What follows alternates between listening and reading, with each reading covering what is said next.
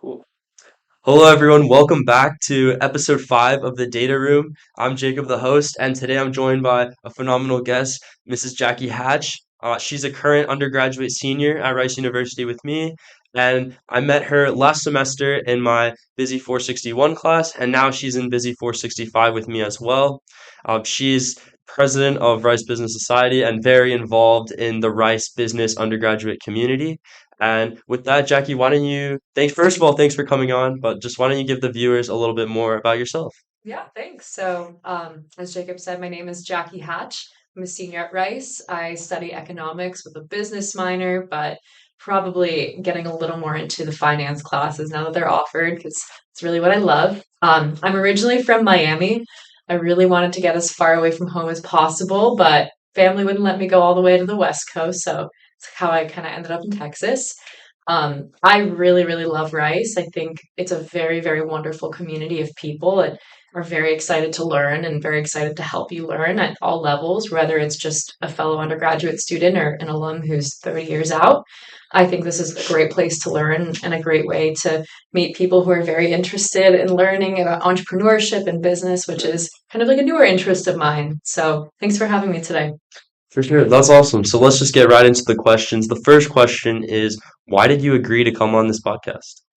That is a great question. Although I know I'm probably not the entire like startup founder demographic you might be looking for. I think that I hope my insight about the undergraduate experience at Rice and making the most of it is helpful to you and maybe any other undergraduates or high school students listening to this.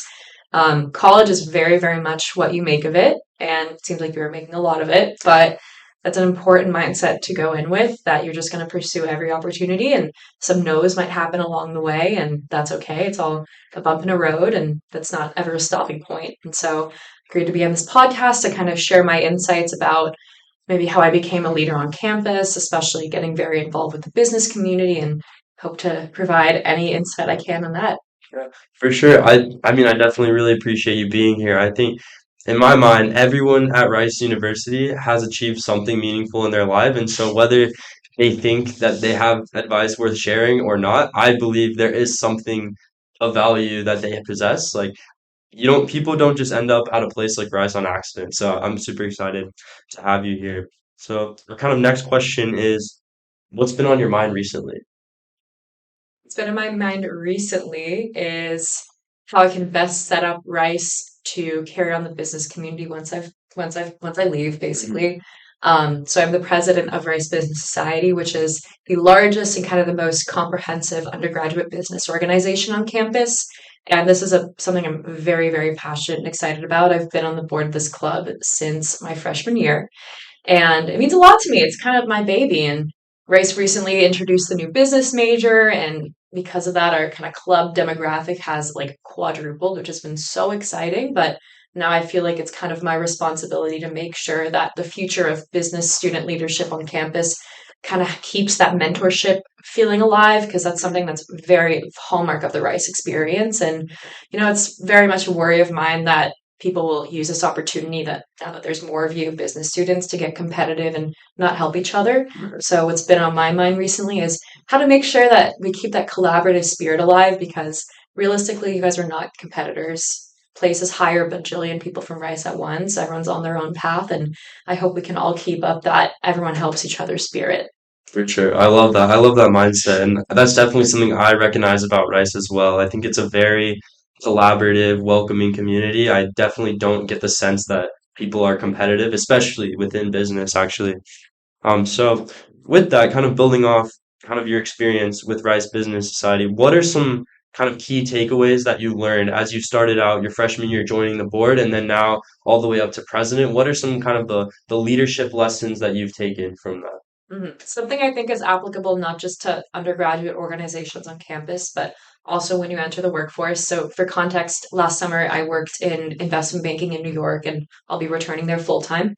And something I've learned about making your way up the ranks is you might start doing some, I'm not going to call them menial tasks, right? But some things you're like, why am I doing this? And I think that's how you learn how to be a leader. Something I've learned, I started as marketing director when I was a freshman, which obviously is not the most exciting job, right? I ran the Rice Business Society social media, and it was really, really cool to get the word out. I had no idea how to cover social media marketing.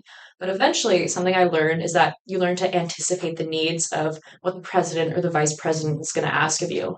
And so, learning how to anticipate those needs and be proactive is something that's really, really going to make you stand out as a lower level person in whatever organization you're a part of, because that makes you invaluable, right? If you Absolutely. know enough to kind of just act on your own and do what you know is already going to be asked of you at some point, that's a very, very valuable takeaway.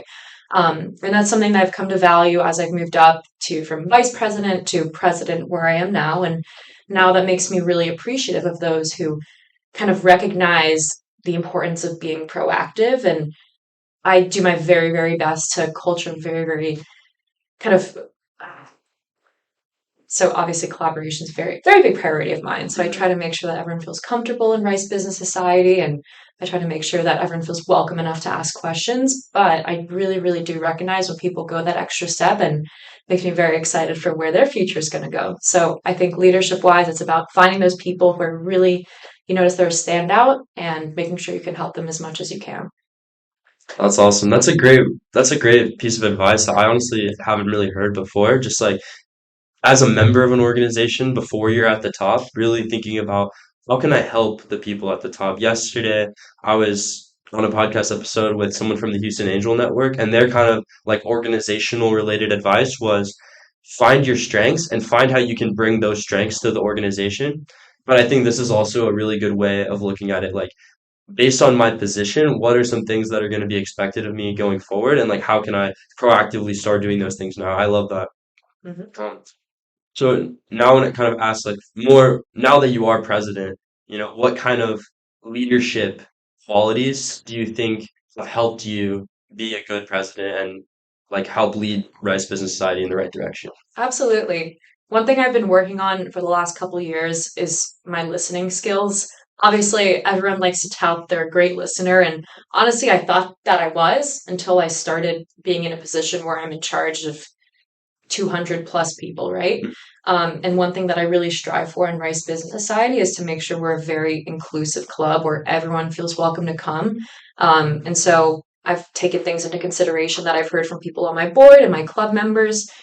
We used to not mandate, but we used to recommend that people wear business casual clothing to our events. And I received some concerns about that might hinder people from coming if they don't have access to those business casual clothings, right?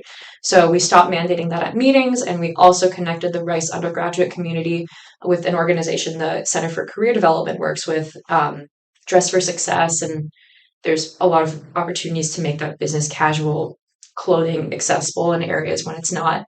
And I think listening to the undergraduate students and figuring out what sorts of events they want to see rather than kind of sticking to the regimented events that Rice Business Society has traditionally put on is something that very necessary now as the demographic is changing. Of course, like there's those people interested in investment banking and consulting, which has always been there, but I think there's a lot more emphasis on entrepreneurship and learning about venture capital and all sorts of areas of business that I don't think were really represented well before. So really being a good listener and acting on that is something I've had a very it's been a very nice time learning about that.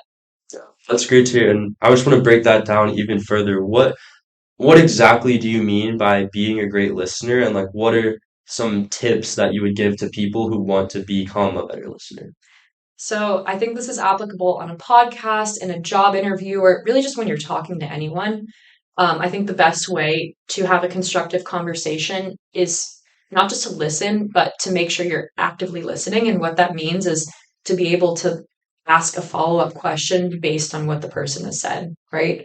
So, for example, we had a Rice Business Society board meeting, and we were talking about how, okay, private equity recruiting is reaching undergrads, right? When it was traditionally only open to people with 2+ years of investment banking experience. What can we do there?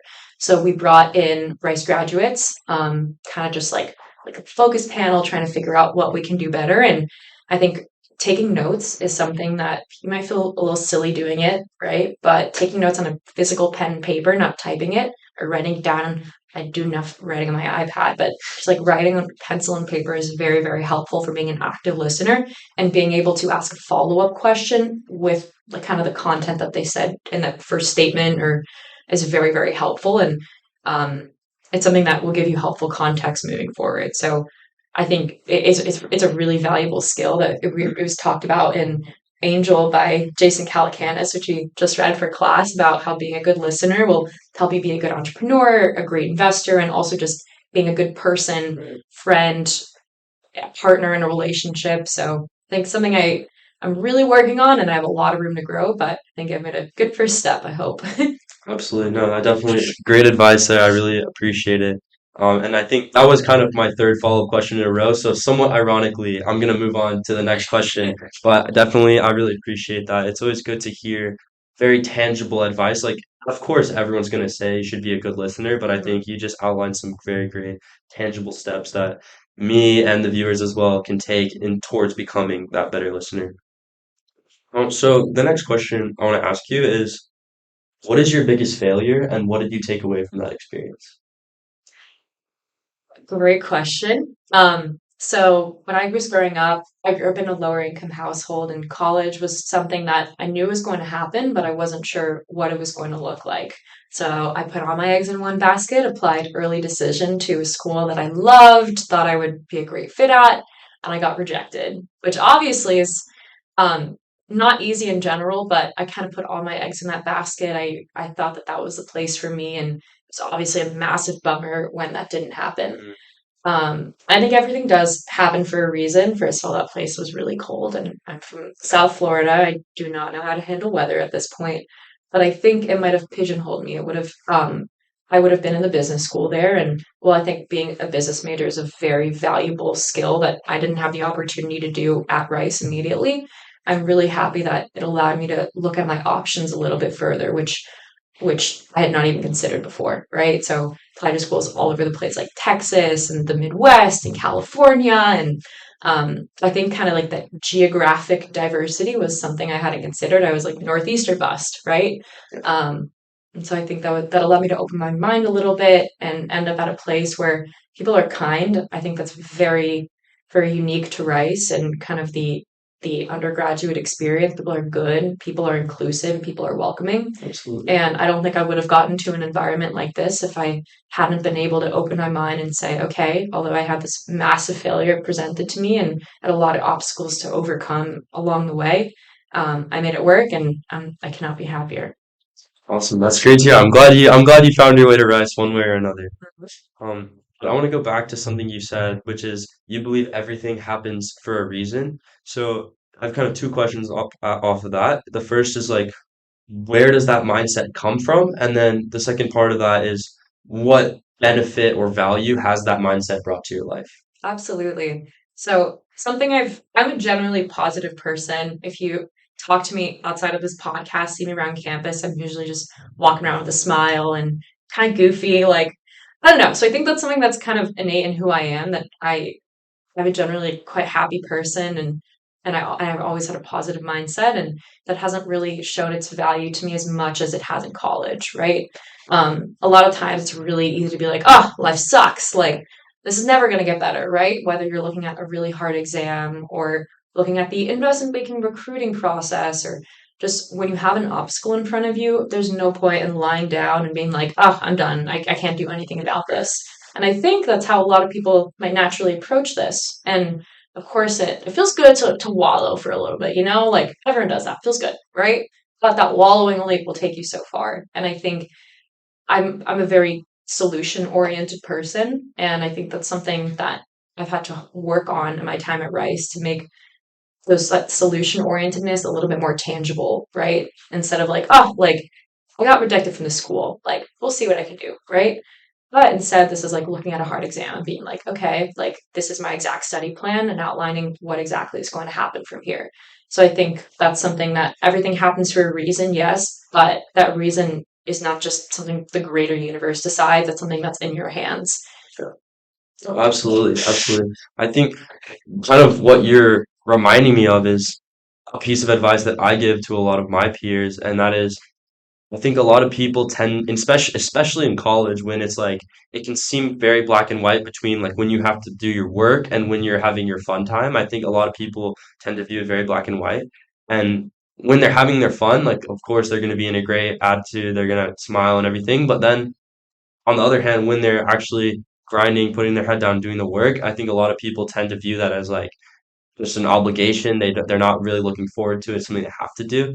It's something I'm frequently telling my peers is like, well, it's all part of the same process. I think we should try to enjoy every step of the process, whether we're at a party or whether we're doing a math homework. Like, Hmm. even though it might seem like not as fun, and like that's just this, I almost feel like that's a kind of a societal construct that people view certain things as less fun. Like, if you really just try to embrace every moment of every day and just try to treat every single moment as like an opportunity to learn and grow and try to find some form of enjoyment, I think it can be very, very valuable to people. And I just really encourage my peers to always try to find kind of a positive spin on things. And I really, that resonates with me quite a bit. I think I try to be a very fairly positive person. And I know, especially in entrepreneurship, that's very important because when I bring up that I want to be an entrepreneur, one of the most common responses I get is people just start telling me the statistics. And it's like, of course, I could sit there and just wallow over the statistics and worry about that, but I think you have to have a relentless positive mindset to make it in this space, and so that's what something I'm trying to cultivate. Absolutely. It's been funny in a lot of the books we've had to read for this class in our class last semester that like the founders are delusional and like Hmm. egomaniacal, which I think is so funny, but I don't think that has to be a negative thing. I just think it means like looking the challenges in the face and being like, I know that these are the statistics, but this is concretely how I plan to tackle this. Absolutely, absolutely. And I kind of want to go back a little bit to something you said a minute ago. And so one of the things that they frequently are preaching in the Rice entrepreneurship classes is having like a growth oriented mindset and like failing upwards. Could you just give the viewers kind of your general take on that? Yeah, I think every failure, again, it happens for a reason. Every failure is a learning experience if you make it one. And I think that's very important. So I don't think failing upwards is something that just happens, right? Mhm. Failing upwards is depending on how you look at it, right? Whether it's doing poorly on an exam or you host an event and it doesn't go as well as you anticipated, right? So it's all about what can I do better next time and how can I fix this and make sure this problem doesn't happen again. One of the most common pieces of advice you get when you're working in investment banking is do not make the same mistake twice. And I think that has a lot to do with failing upwards, right? The example this summer, I messed up on a math calculation in my final project, which got pointed out to me during that final presentation. And you know what? It was crappy, but I know I will never make that mistake ever again. So I think failing upwards has a lot more to do with how you think about it rather than just the failure happening. For sure. And so you just said kind of in an investment banking space, the general advice is like, don't make the same mistake twice. I work in a startup right now and my CEO, like literally yesterday, we were having this kind of talk and his advice, or I made a mistake. I was building a demo for a client pitch and I accidentally forgot to change the text on like one tiny little obscure thing. Hmm. Of like 50 pages, I messed up like one little sentence, but it's like, I still recognize the importance of it. I mean, it's a real pitch to a real client. Like I don't want to have any errors. Hmm. And so he was like, "Oh yeah, by the way, just to let you know, like I was pitching and we just noticed a small error."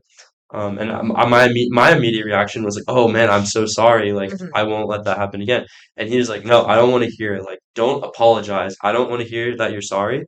And that was like at first I was like a little surprised, like what do you mean I'm not like of course I'm messed up. But he's like he really was emphasizing to me as a leader, like you don't want to have people just wallowing in their mistakes.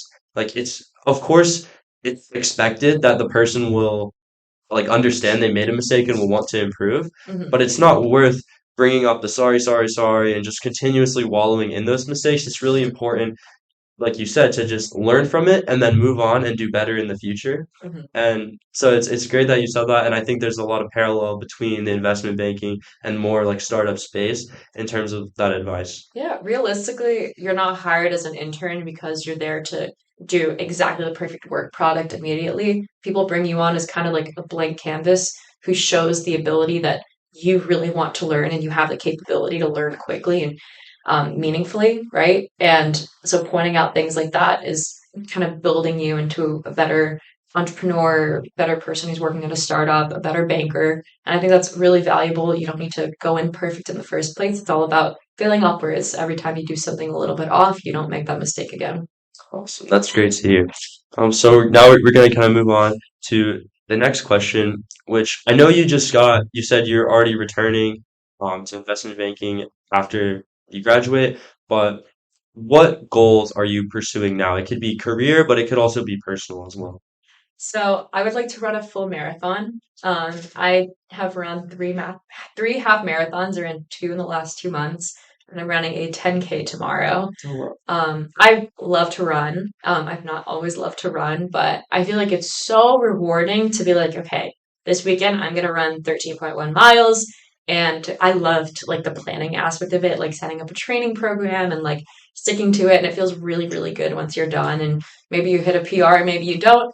But next I would like to hit a full marathon. So sort of like gradually increasing my mileage, but I signed up for the raffle for the New York Marathon. Oh, I'm probably not gonna get off that raffle, but it's okay. But I would like to run one sometime coming up soon, which is a big goal. that's awesome. Yeah, I actually got into running my senior year of high school. My mom is a big runner. She's done countless marathons. She's like a very like a legacy runner in the Houston Marathon because I'm originally from Houston. Hmm. And I got into running probably like around November, my senior year of high school. Like one night, I was a big gamer in high school, and I one day I just got very frustrated with the game. I didn't have homework. I didn't really like know what to do. I was like, all right, like screw it, I'm gonna go for a run. Hmm. And I just went out, and it was actually very like relaxing. Like, Hmm. of course, you're trying to push yourself, and so there's some physical kind of pain, I guess, there, but it's also like very rewarding mentally, like you said. And I got that's when I got Strava, and I started tracking my times, and I definitely could notice. I would try to do basically the same route all the time, and I noticed I would get better and better. And I think there's definitely value in like pushing yourself and just seeing the tangible results. Do you have anything to add about kind of the act of like pushing yourself through some adversity, through some pain, and then kind of proving to yourself that you're capable of achieving results? Yeah. Progress is not linear, like running, and also not. So not every race has to be a PR. Just kind of like the accomplishment of getting it done is really awesome, really, really cool. And sometimes it's hard to get in that mindset.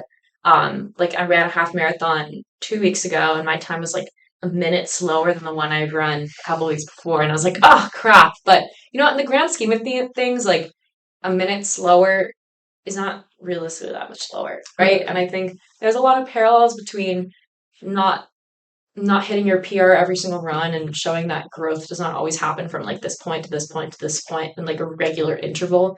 So I think lots of ups and downs, but it's like the business cycle curve, right? Right, It's right. like the cyclicality of the economy, but it always follows that upward trajectory. So I think that applies kind of everywhere you look. For sure. So maybe beyond running, are there any other kind of goals that you're actively pursuing right now? Yeah, so um, getting ready to move to New York, something that happens very soon once I hit the desk is go through training and then trying to figure out what we do. Like while we're on the floor, I have to go through another set of group placement when I get back there. So kind of just hone in on what I'm interested in and yeah, that's not necessarily like a super tangible goal at this moment, but something that is going to play a really, really big part in my next couple of years. So doing a lot of brainstorming, doing a lot of soul searching, figuring out what I like, what sort of people I mesh best with. So something's been on my mind. Yeah. That's awesome. And just to convey some advice from yesterday when I was doing the podcast with the Houston Angel network investor, he he told me one of the most important things in life is to find what you're good at. Hmm. And like important in terms of achieving success. Like when Hmm. you are able to find something that you're good at and something that excites you, like you're going to be able to continuously put in the time and the energy over a very long time horizon, and that's really what it takes to achieve that big success. So it's awesome that you're aware of that and you're looking for some kind of things that you're good at. And I guess that kind of leads to my next question, which is like, what kind of things are you good at? Like, what are you interested in? So something I've loved forever, and I don't see that changing anytime soon, is public speaking. So I know I want to be in a place where I have that capability to get up and do a presentation, whether that's like a physical presentation or get some time on a client call to be able to speak. Grew up doing musical theater, no matter how embarrassing that is. I was very big into speech and debate in high school. I finaled nationals, I won states. Oh, And so I think that public speaking and general communication is something that I've always had a little bit of a knack for and something I've always excelled at. And that's my main priority is I want to be able to hone in on those people skills and be able to not just be stagnant in my presentation and communication abilities. for sure. Well, as someone that is a state champion, national qualifier public speaker, what communication advice would you just give to me? Practice. No matter how naturally it comes to someone, success in public speaking does not come naturally, right? So the event I competed in high school, like pretty much was original oratory, which was you write a 10-minute speech, you memorize that 10-minute speech, and it's kind of about whatever you want, right? It's like about a general issue facing the world and how that ties into you and your advice on the topic. And you know what? It sounds kind of stupid, but it's a great way to it's almost therapeutic, right? You just get to talk for like 6 times a day about something that means a lot to you and convey your message. And that's something that's been very valuable to me. And you know what? The people you see on like the national stage are not the people who are just like born good speakers and don't have to do anything. They're the people who put their head down and worked and practiced and made sure every single word in their speech was perfect, make sure that the delivery and the intonation was right. And so I think like having a natural ability and working hard is important, but the working hard part will always beat out that natural ability. It's like Steve Jobs, amazing presenter. He worked his ass off, right? And I think that's something that I was like, oh, these people around me, they're such good communicators. And I feel like I'll never live up to that ability, right? But I just put my head down and worked and I ended up getting really good at it and really liked it. Yeah, I was actually about to bring up Steve Jobs as well. Yeah. I think he's a great example, and I actually have a tab up on my computer right now about Steve Jobs, more on the product design side. But Mhm. yeah, I definitely see that, and that's a recurring lesson that's kind of emerged is like to really be a good communicator, it's all about the practice. And my CEO at my startup, he was doing a pitch 2 days ago, and on Tuesday, so 3 days ago, I was talking to him and saying like, I think he's probably like 35. So I was saying like you've given so many presentations. Like what advice would you have for me if I want to ever give a presentation? And that was his advice as well. It's just practice. And like I think it seems very simple and like straightforward, but I think a lot of people sort of discount it and just kind of have that mindset of like I'm a good public speaker or I'm not and don't Mhm. really like regardless of where you fall on that spectrum naturally, I think you can always improve through practice. Absolutely. And there's things I've picked up along the way. Brevity is really important. Like a sign that you understand a subject is if you can explain it in concise, simple terms, because the people who are using all that crazy technical jargon and taking an explanation that should take 30 seconds into 5 minutes, those are the people who are still working to understand something, which isn't always a bad thing, but to show mastery of a subject, to be able to either write or speak about it in a concise, kind of short way in simple terms is something that's also really valuable. I think really helpful to me is writing things down. Mhm. Of course, like I don't always like write out every single word of a presentation before I give it, but something that always helps me is to do very thorough bullet points, right? And kind of be aware of what I'm going to say and when, and that preparation is something that will never stop helping me. Yeah. Oh, that's awesome to hear. I'm definitely gonna continue to practice my speaking, continue to plan out my presentation. That's awesome. So now we're gonna kind of shift gears a little bit, move on to the next question, and that is kind of just walk me through this is a little bit deep, but walk me through sort of your overall approach to life and how do you kind of organize your priorities into a certain hierarchy? Yeah. So I'd say my time at Rice is defined a lot by the commitments I have to Rice Business Society and my other sort of like undergraduate clubs on campus. And I can say that now because I am a second semester senior. I finished up my major before this semester. Um, but class always comes first, right? Doesn't matter if you have like the craziest person coming in tomorrow for a speaker event. Um, yeah, school always comes first, and that's something that's been drilled into me forever. But if you don't have school as a priority, then it's a little bit less difficult.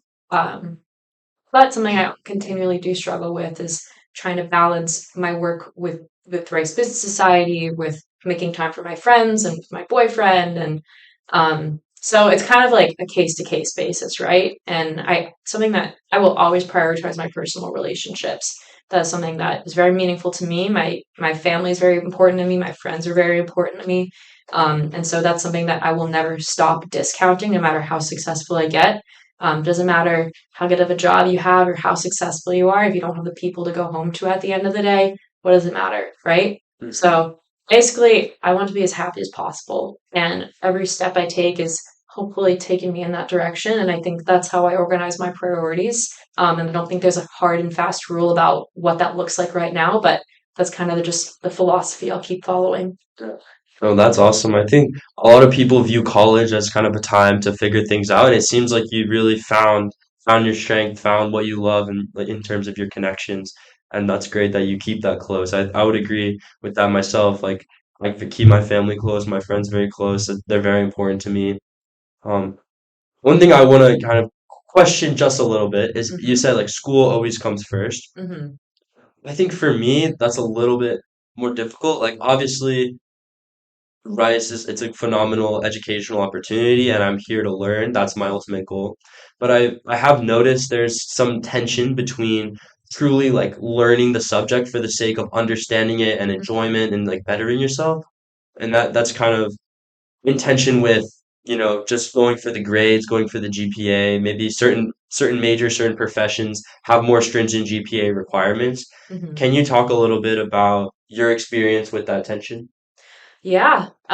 So I study economics at Rice, which I'm really fortunate to have found very early on as something I'm really excited about. Even if a business major had been available to me, I probably still would have been an economics major just because I took a macro class senior year of high school and I knew it was a place that I kind of just understood the thought processes. So I feel really lucky. I know a lot of people don't mesh with a subject like that, but I was like, this is right for me. But I didn't fully. I'm a big numbers person, but the subject that just like did not make sense to me was the microeconomics class at Rice with Dr. Jim Brown, who's a legend. It was the hardest class I've taken at Rice, Oh and it man, I'm was gonna take that at some point. yeah, it was I took it my freshman year and it killed me. And it killed me because like I understood like qualitatively what was going on. I had a really hard time with the models behind it. And so I think that's definitely a time I was struggling between getting the grade and kind of just conceptually understanding, and that wasn't something I had experienced yet. So that tension was I didn't really know what to do. And so I think I just ended up asking for a lot of help, and professor was amazing. He's a literal genius and the most amazing teacher ever because he just sits until you explain. He holds a bajillion office hours every week, and I think a way to sort of undercut that is to create a relationship with the professor. Like no matter how boring a subject is, like there's a person teaching it, and there's someone who's like devoted their life to becoming an expert in that. Right. Like someone who like Dr. Brown has his PhD and has taught micro at Rice for like probably longer than I've been born. And so to kind of put myself in his shoes and be like, you know what, although this is like definitely going over my head, this is probably not what I'm going to do the rest of my life. There is merit to this. And I'm just going to put my head down again and work and ask for help along the way. And I think like creating that relationship with the professor is something that makes the process a lot more meaningful along the way. So, Yeah.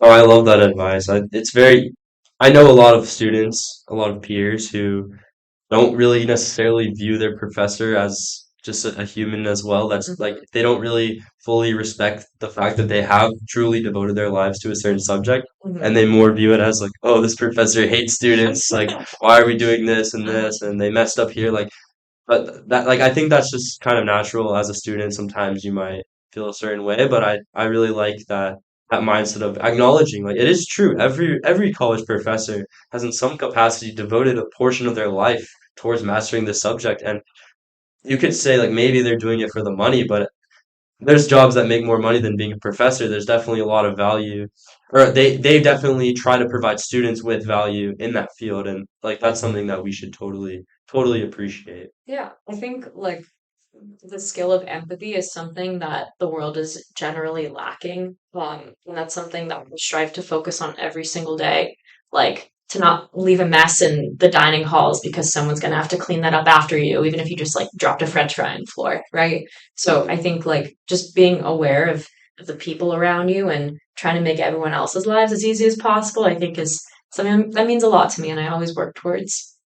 For sure. Empathy is very powerful. I think people like of course people should be empathetic for themselves for like the right reasons, but also Mhm. I think other people notice when you're empathetic, and I think that can help get you a long way. Mhm. So yeah, I 100% agree. Empathy I would say is one of the governing principles of how I try to live as well. Mhm. What are there any other kind of guiding principles, maybe like kind of buzzwords like empathy that you think are really important? Yeah, I think inclusivity is something I know it goes along with empathy, but this is something that I didn't have the easiest time with growing up, right? And this is something that I've really strived to foster an environment of inclusivity with Rice Business Society and kind of any other organization I'm involved with. And it's also something that is a very big factor in deciding where I want to work, right? So when I worked in investment banking this summer, I sat down with the senior women on the floor and the fellow women interns and kind of had like a little heart to heart moment about how it's very hard to be a woman on Wall Street, but we are the ones who make it easier for each other to get that leg up and kind of just stay on our feet because it's a tough life. And the only way you can get through it is by supporting each other. And that really meant a lot to me because I've had some very, very strong female mentors in my life, and that's something I'm so thankful for. And that makes me feel kind of allowed to be there in a place where historically was not the easiest, right? And I think inclusivity is something I've been very thankful to experience in my academic and professional careers, and I know how meaningful it is. And so that's something I really try to live by and make people feel as welcome as possible, no matter what. Yeah, I definitely agree. Inclusivity is very important.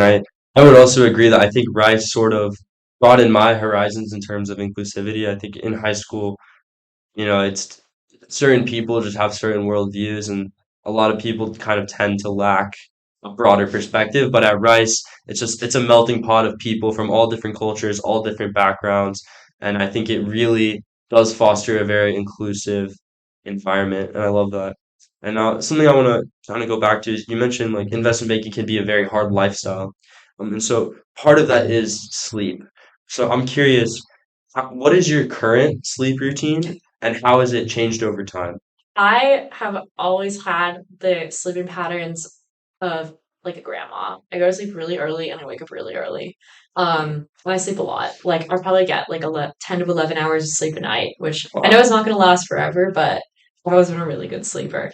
So that's something I would not survive without solid sleep. So very Well, important. you're going into IB, so you might have to figure out how to reconcile that. We'll see. I'll figure out how to shrink down quality sleep into like 6 hours. So. Yeah. What specific time these days are you going to bed and waking up?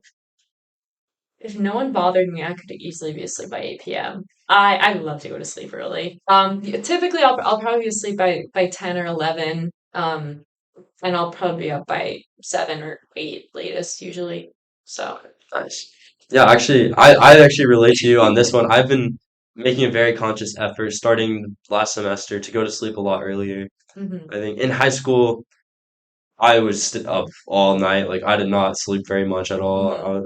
Between tennis and school and playing too much video games, like I just did not have time to make sleep a priority whatsoever. Mhm, And then freshman year, I was kind of just like figuring out like what schedule works best. And at the start of sophomore year, I realized like the people that I want to be like, the successful entrepreneurs, they don't sleep until 10 a.m. mhm. They go to bed when like they get my CEO said he pretty much gets home, eats dinner, talks to his fiance, and then goes to bed. It's like Yeah. very disciplined, and he goes to 5 a.m. gym. And so that's something I've been working on. I've been trying to go to 6 a.m. gym, trying to go to sleep like 9:20, get up at 5:45. And a lot of especially in college, like I think I get a lot of pushback or like you said, like grandma, like people call me grandpa, like there's kind of a pushback against it, but I think for me, it's really brought a lot of value. I like at night, there's a lot more distractions. There's always going to be Mhm, opportunities to do other activities, And I pretty much just cut that out. Like, it's unfortunate from a social perspective. I know I'm missing out on some things that maybe my friends are enjoying. Mhm. But at the end of the day, I'm also unlocking a bunch of new hours in the morning where I'm really able to get stuff done, no distractions. And so that's been a very, very positive change for me. Yeah, and I think my sleep schedule will definitely move as necessary, but if I have the time, I will use it to sleep because it makes a very big difference in my daily life. Yeah, and I appreciate that you said you can shift it as you need. I think a lot of people just say I'm an early bird or I'm a night owl, and it Mhm, when you have such a very like defined mindset, it can make it very difficult to actually change your sleep schedule when you need to. mhm, And like my roommate read some book, I can't remember what it was, but basically the message that he told me from the book is it was saying like you don't want to tie your identity to like actions. Like if you're going to sleep late, you don't want to say like I can only go like I have to stay up late, I can only do this, I can only do that. Like you're kind of just placing yourself in an arbitrary box for no reason. It's much better just take it as like, oh, tonight I'm going to bed late, but if in the future if I need to go to bed early, I'm very flexible. I think that's a great. I'm glad you said that. That's awesome. Um, so the next question, we're almost out of time. There's just a few more questions. The next one is, who is someone you look up to? my mom. No basic answer to that question, but my mom is someone who has worked incredibly hard throughout my entire life to provide as many opportunities as possible for me or my brother. At times she's worked 2+ jobs and always made it a priority. My brother and I have what we need, and that's something I will always be thankful for. And my brother and I are both now at top 20 universities. My brother's at a better school than me, but so I think her sacrifices she's made are absolutely the reason I am where I am today, and I'm so incredibly thankful to have such a wonderful guiding figure and role model to look up to. Absolutely. That's powerful. I would also agree. I look up to my parents, and I definitely recognize how much they've done for me. Like as any good parent would. I mean, Mhm. one of the biggest just examples for me is with my dad. He used to be a very big ultimate frisbee player, and like he would always go to his league like every Tuesday, Thursday, whatever. And occasionally I would come with him back when I was like elementary school and stuff. And that was like his thing. Like my mom's thing was running, his thing was ultimate frisbee. And I started getting into tennis around fifth, sixth grade. And I eventually pretty much made tennis a big part of my identity. Like that was all I wanted to do. And my dad pretty much gave up ultimate frisbee entirely to spend that time like playing tennis with me, or at least playing tennis with his own friends, his own league, so that he could Mhm. better play with me. And like that's not necessarily like a job kind of sacrifice, but I he basically gave up some of his leisure activities to realign with my interests, and like that's something I'll always be thankful for. Yeah. My mom she was a D1 tennis player in Oh wow. college, and she went to UT, and she coached the UT women's tennis team for a long time, Wow. won them a couple national championships. So my mom was kind of a badass. So yeah, That's she's awesome. the best. That's awesome. Yeah, it's awesome when we have really great role models like they're raising us, you know. I think Hmm. it really I'm sure you would agree like my parents have played a huge huge role in like who I am today. Hmm. So the next question is like we've been talking about our parents a lot, but in college you kind of move away from your parents. So how would you say you've changed the most in the last 5 years and then the last like one? The last 5 years, teenage girls are generally not nice. I was a nightmare from probably the ages of like 14 to 17. And so I think I hope I've become better and a lot more tolerable since then. And I think just like growing up, leaving home, going to a place where I don't have any family in Texas and far away from home. And I think that maturity that has brought me is very valuable. And I think, last year um, I take a lot of responsibility for how my mom and my brother are functioning, right? So my brother, he took the semester off to go do medical research in SF, and I always check in on him. I make sure he's doing all right. I like send him little gifts sometimes, and even my mom, like I call her not so I can talk about my life, but she's a single mom, right? And she's all alone, and I just want to make sure she's doing all right. she's on her feet, and she is. And I think that responsibility I feel for the wellness and the happiness of my family is something that I've kind of taken on a little bit the last year. That's awesome. That's all. That's really great to hear. I think it definitely shows that maturity that you said, and it also goes back to empathy, like being very aware of the people that have contributed to who you are and kind of showing them some gratitude and like being there for them. Like that's also something I realize is like we're kind of in the transition phase from like a resource like consumer a little Uh-huh. bit to more now we're transitioning to becoming more of a resource provider, and that's something I kind of think about quite a bit. Absolutely. So we're almost out of time. We're on our last two questions. So the first, like I'm gonna tell you them both, and then you can just answer them one by one. So Yeah. the first of the two is what is something you want to tell me personally, and then what is something you want to tell the viewers. Something I want to tell you personally is to keep it up. Um, Doing things like this podcast and really putting yourself out there to meet cool people and create meaningful connections is something that I think a lot of people are scared to do. So something like this podcast or taking like that VC class we're in together is it's amazing, and do not be afraid to keep putting yourself out there, and that's really amazing, and don't lose that quality. And something I want to tell the audience is be a good person and be aware of the people around you when you're kind of looking for a career. I have a lot of friends who um, accepted jobs because of prestige and ended up hating it because they didn't feel like they were welcome and supported and not treated like they had value. And I feel very fortunate to have put a lot of emphasis on the people that I would be working with when I was sort of thinking about potential things I could be doing as internships and post grad. And I think that's made the difference. And I think that's something that everyone should keep as a priority. Prestige is one thing, but I know I talked about it earlier. It doesn't matter how amazing of a job you have. If you're not happy, it doesn't mean anything. Awesome. Very wise words. Thank you so much, Jackie, for coming on. I'm very appreciative. I know you've done a lot for the Rice community, and I really enjoyed hearing your perspectives. So with that, that concludes episode 5 of the Data Room. Thanks for listening.